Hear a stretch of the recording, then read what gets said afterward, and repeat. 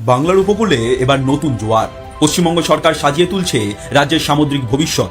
সমুদ্র, নদী আর বন্দরকে ঘিরে এক বিরাট পরিকল্পনা। শুরুটা দাদন পাত্রবার থেকে।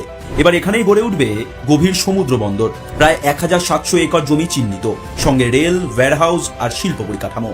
একটা বন্দর নয়, একটা গোটা অর্থনৈতিক অঞ্চল। আর এই স্বপ্নকে আরো বড় করছে সাগরমালা 2.0। 5 বছরে প্রায় 22,700 কোটি টাকার পরিকল্পনায় সাগর থেকে ওড়িশা সীমান্ত পর্যন্ত গোটা উপকূল জুড়ে উন্নয়নের ছোঁয়া। মৎস্যজীবী থেকে এলাকার মানুষ কেউ বাদ যাবে না। শহরও পিছিয়ে নেই। কলকাতা এবার পাচ্ছে ওয়াটার মেট্রো।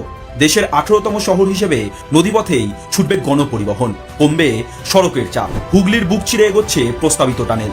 41টি ছাড়পত্র ইতিমধ্যেই মঞ্জুর। সঙ্গে রাজ্য জুড়ে গড়ে উঠছে 44টি নতুন জেটি।